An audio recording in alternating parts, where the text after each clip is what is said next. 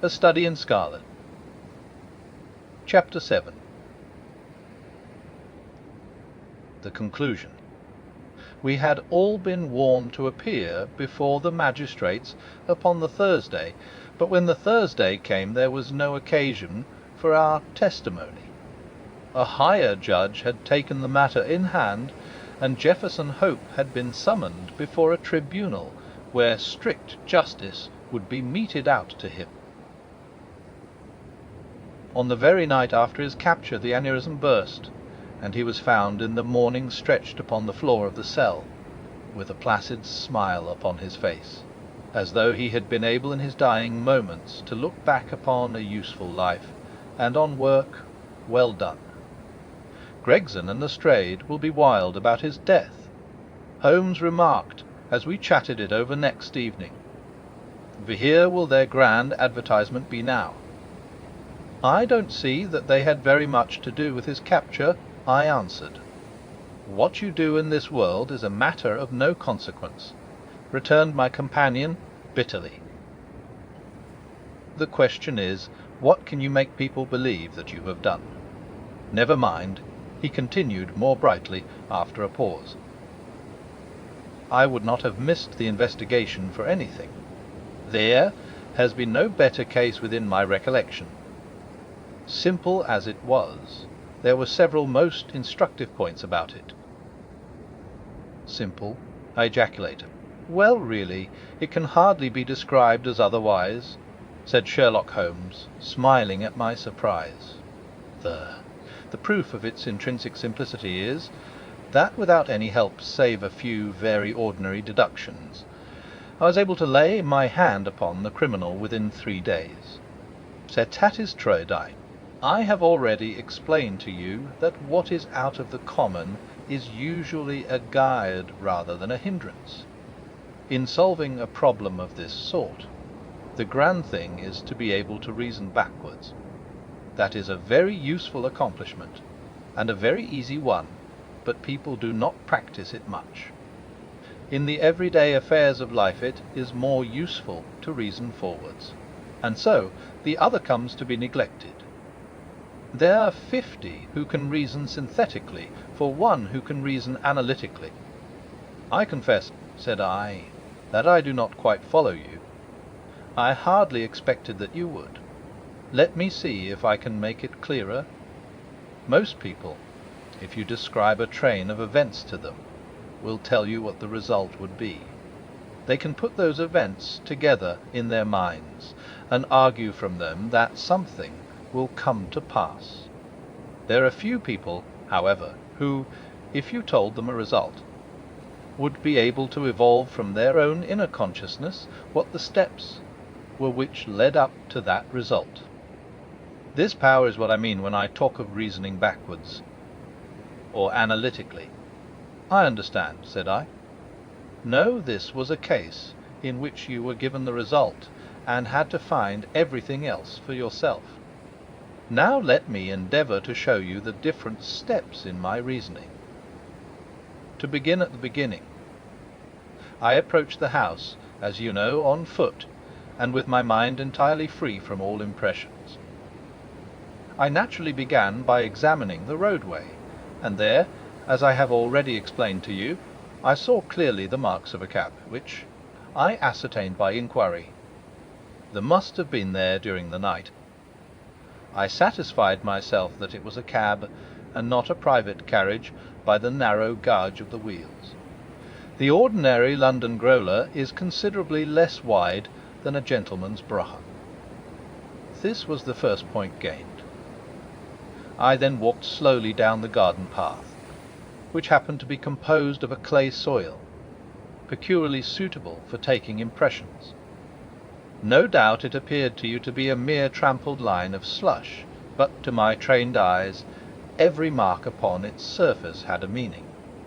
There is no branch of detective science which is so important and so much neglected as the art of tracing footsteps.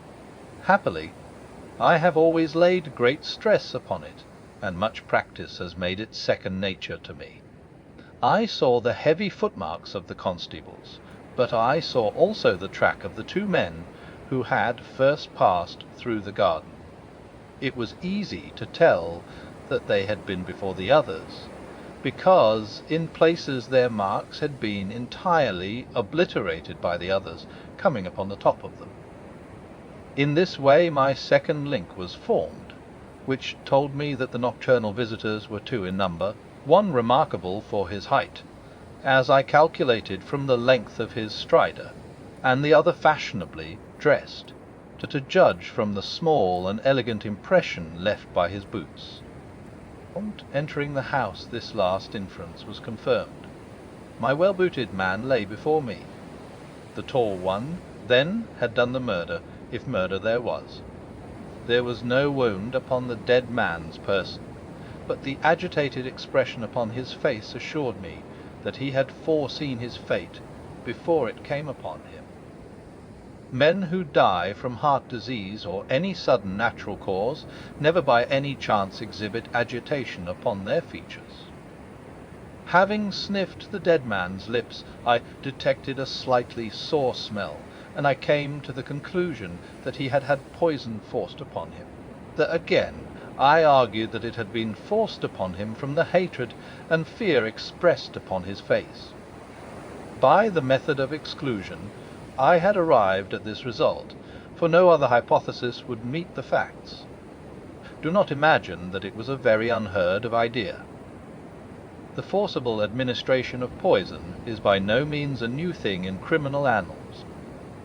The cases of Dolsky in Odessa, and of Lechuria in Montpellier, will occur at once to any toxicologist. And now came the great question as to the reason why. Robbery had not been the object of the murder, for nothing was taken. Was it politics, then, or was it a woman? That was the question which confronted me. I was inclined from the first to the latter supposition. Political assassins are only too glad to do their work and to fly. This murder had, on the contrary, been done most deliberately, and the perpetrator had left his tracks all over the room, showing that he had been there all the time. It must have been a private wrong, and not a political one, which called for such methodical revenge. When the inscription was discovered upon the wall, I was more inclined than ever to my opinion. The thing was too evidently a blind. When the ring was found, however, it settled the question. Clearly the murderer had used it to remind his victim of some dead or absent woman. It was at this point that I asked Gregson whether he had inquired in his telegram to Cleveland as to any particular point in Mr. Drebber's former career. He answered, you remember, in the negative. I then proceeded to make a careful examination of the room, which confirmed me in my opinion as to the murderer's height, and furnished me with the additional details as to the Trichinopoly cigar and the length of his nails. I had already come to the conclusion, since there were no signs of a struggle, that the blood which covered the floor had burst from the murderer's nose in his excitement. I could perceive that the track of blood coincided with the track of his feet. It is seldom that any man, unless he is very full-blooded, breaks out in this way through emotion, so I hazarded the opinion that the criminal was probably a robust and ruddy-faced man. Events proved that I had judged correctly. Having left the house, I proceeded to do what Gregson had neglected. I telegraphed to the head of the police at Cleveland, limiting my enquiry to the circumstances connected with the marriage of Enoch Drebber. The answer was conclusive. It told me that Drebber had already applied for the protection of the law against an old rival in love, named Jefferson Hope, and that this same Hope was at present in Europe. I knew now that I held the clue to the mystery in my hand, and all that remained was to secure the murderer. I had already determined in my own mind that the man who had walked into the house with Drebber was none other than the man who had driven the cab. The marks in the road showed me that the horse had wandered on in a way which would have been impossible had there been anyone in charge of it. Where, then, could the driver be unless he were inside the house? Again, it is absurd to suppose that any sane man would carry out a deliberate crime under the very eyes, as it were, of a third person, who was sure to betray him.